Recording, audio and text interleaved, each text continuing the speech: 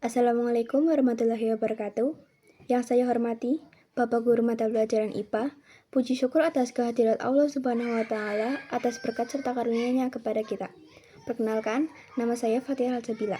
Berdirinya saya di sini ingin menyampaikan beberapa gagasan dan informasi mengenai pemanasan global. Pertama-tama, kita harus mengetahui mengenai apa itu pemanasan global.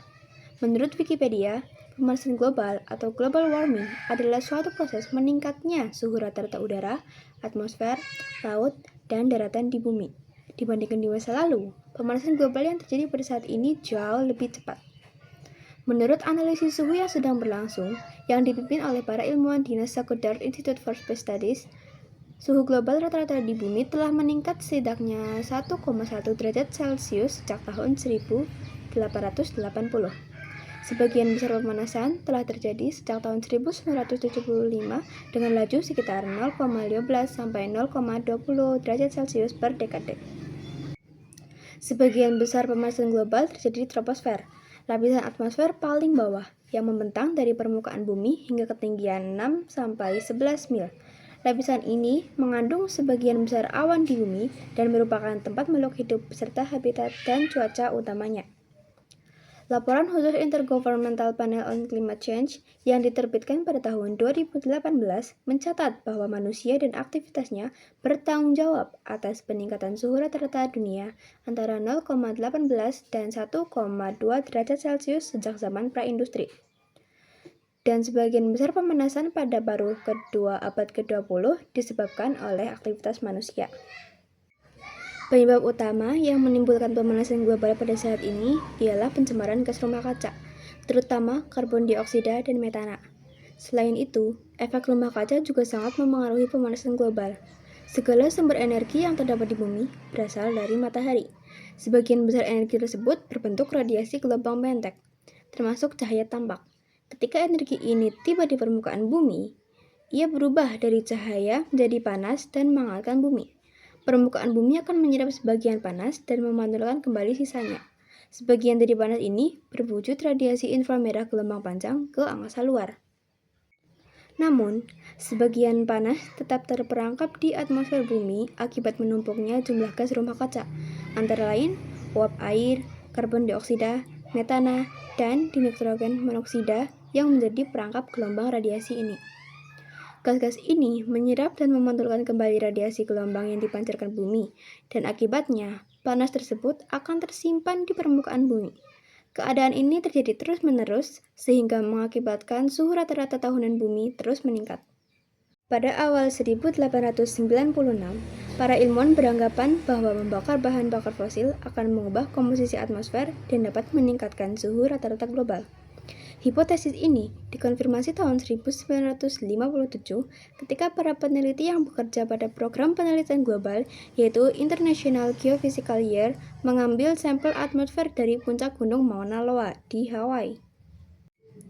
Hasil pengukurannya menunjukkan terjadi peningkatan konsentrasi karbon dioksida di atmosfer. Setelah itu, komposisi dari atmosfer terus diukur dengan cermat.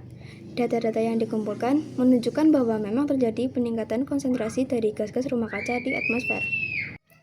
Dalam laporan yang dikeluarkannya tahun 2001, Intergovernmental Panel on Climate Change menyimpulkan bahwa suhu udara global telah meningkat 0,6 derajat Celcius sejak tahun 1861.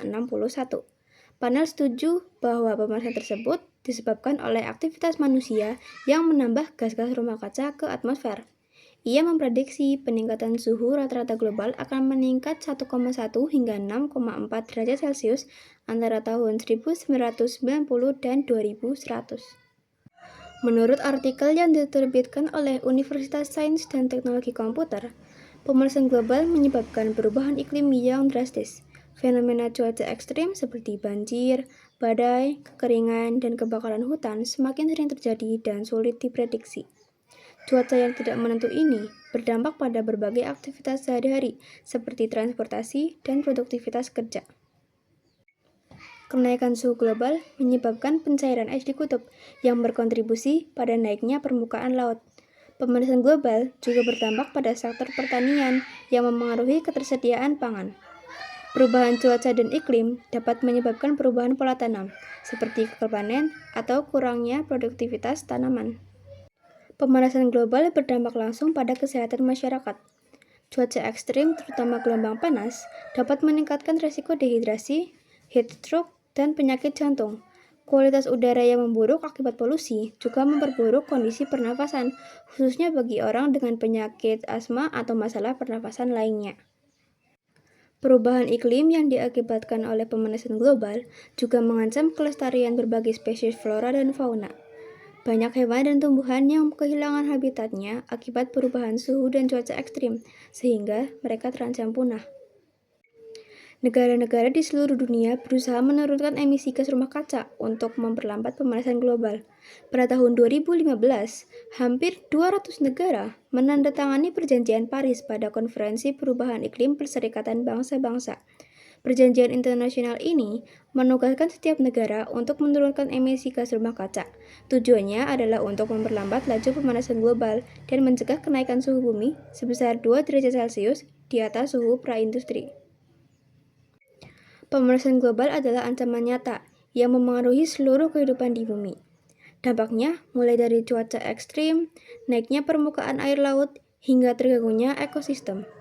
Namun, kita masih punya kesempatan untuk memperbaiki keadaan dengan aksi nyata, seperti mengurangi emisi karbon, beralih ke energi terbarukan, dan menerapkan gaya hidup ramah lingkungan.